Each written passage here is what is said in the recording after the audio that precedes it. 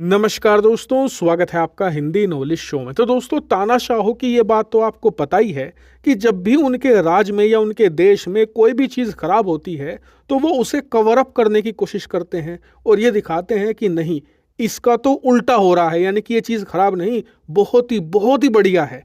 लेकिन अगर मान लो वही तानाशाह जिस चीज को अब तक छुपा रहा था अचानक से दुनिया के सामने आकर कहे कि वाकई में ही हमारे देश में ये चीज बहुत खराब है और दिन प्रतिदिन बदतर होती चली जा रही है, तो इसका क्या मतलब निकालोगे? तो इसका मतलब ये है कि उस देश के अंदर अब हालात हद से ज़्यादा बदतर हो चले हैं और हालात हाथों से बाहर है और जिस चीज़ को अब तक खराब बताया जा रहा था वो असल में बद से बदतर है और आने वाले समय में हालात और ज़्यादा खराब होंगे। लेकिन मैं कह क्यों रहा हूँ? इसका कारण है, हमारे पड़ोस में भी एक तानाशाह है जिसका नाम है शी जिनपिंग।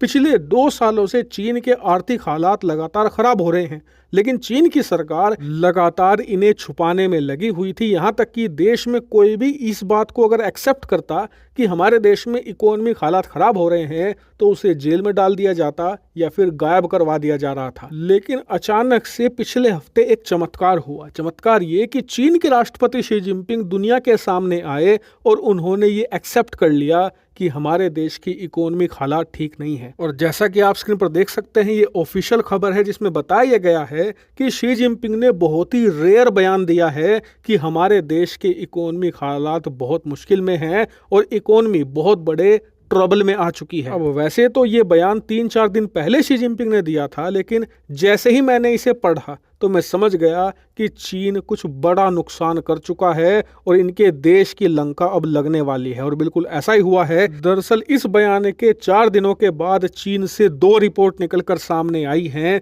जिन्होंने दुनिया की इकोनॉमी को कहीं ना कहीं डरा तो दिया ही है। क्या है रिपोर्ट? सबसे पहली रिपोर्ट आई है चीन के रियल एस्टेट मार्केट को लेकर, जो चीन की अर्थव्यवस्था और उनकी जीडीपी ग्रोथ का आधार रहा है। रियल एस्टेट सेक्टर में बताया गया है कि नुकसान इतना ज़्यादा बड़ा है कि इसे रिकवर करने में 10 साल लग जाएंगे। कैसे? दरअसल चीन ने इकोनॉमिक ग्रोथ बढ़ाने के लिए और अपनी अर्थव्यवस्था को बड़ा दिखाने के लिए आर्टिफिशियल तरीके से जीडीपी ग्रोथ बढ़ाई पिछले 10 सालों में। वो कैसे? दरअसल इन्होंने एक के बाद एक बिल्डिंगें बनाने शुरू कर दी चीन में, अलग अलग अपार्टमेंट, अलग अलग शहर बनाने शुरू कर दिए। जी हाँ, एक पूरा का पूरा शहर तैयार कर दिया ताकि इनके रियल एस्टेट मार्केट में तेजी आ सके, दुनिया भर से अरबों डॉलर का निवेश आए और उससे इनकी जीडीपी ग्रोथ डबल तिबल हो जाए। और ऐसा ही हुआ है।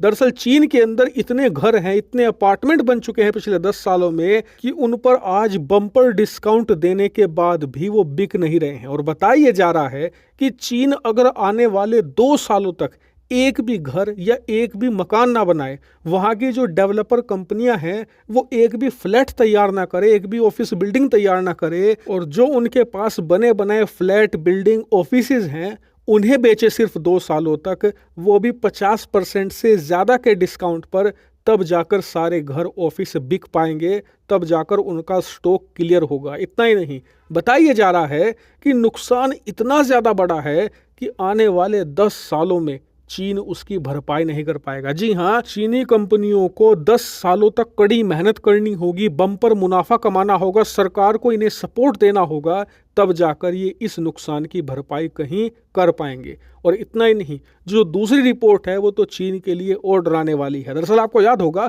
कि अब से कुछ ही महीने पहले मैंने आपको खबर दी थी कि चीन की सरकार अपने देश के जो बैंक हैं उनके लिए एक पैकेज लाने वाली है। दरअसल पिछले कुछ महीनों में चीन के अंदर एक के बाद एक बैंक कोलैप्स हो रहे हैं, खास करके जो रीजनल बैंक हैं वो तो बिल्कुल ख़त्म ही हो चले हैं। ऐसे में उन्हें बचाने के लिए इनका प्लान था कि कम से कम 350 से लेकर 400 बिलियन डॉलर उन बैंकों को देने होंगे ताकि वो बैंकरप्सी यानी कि दिवालिया होने से बच सके। हालांकि ये सिर्फ दिखावा था। चीनी सरकार ने ये ऐलान तब किया था जब चीनी बैंक धराशायी हो रहे थे और उनके अंदर रखे जो आम लोगों के पैसे थे वो डूब रहे थे। ऐसे में चीन के अंदर प्रोटेस्ट हुए, दंगे भी हुए, इसी चीज़ को रोकने के लिए और सरकार के खिलाफ जो विरोध प्रदर्शन हो रहा था उसे ख़त्म करने के लिए, लोगों में गुस्सा शांत करने के लिए इन्होंने ये पैकेज अनाउंस किया था कि चिंता मत कीजिए, बैंक डूबेंगे नहीं, हम इन बैंकों को राहत पैकेज देंगे जिससे कि ये बैंक बच जाएंगे और आपके पैसे भी सुरक्षित रहेंगे।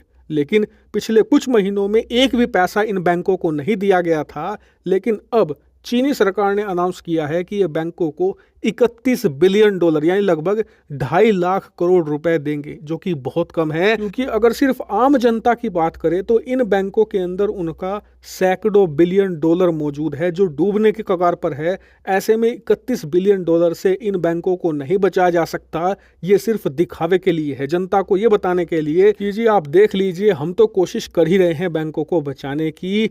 इसीलिए सिर्फ ये जनता को दिखाने का पैकेज है, इससे कुछ नहीं होने वाला। हालांकि मैं आपको पहले ही बता दूं कि ये पैकेज रिलीज हो चुका है। अब से कुछ महीनों के बाद जब इस पैकेज के रिजल्ट सामने आएंगे कि बैंक बचे या नहीं बचे, मैं आपको जेन्युइन रिपोर्ट दूंगा। अगर बचते हैं तब भी बताऊंगा, नहीं बचते हैं तब भी बताऊंगा। हालांकि इन दोनों खबरों पर आपका क्या मानना है कमेंट करके बताइएगा। Thank you very much for watching.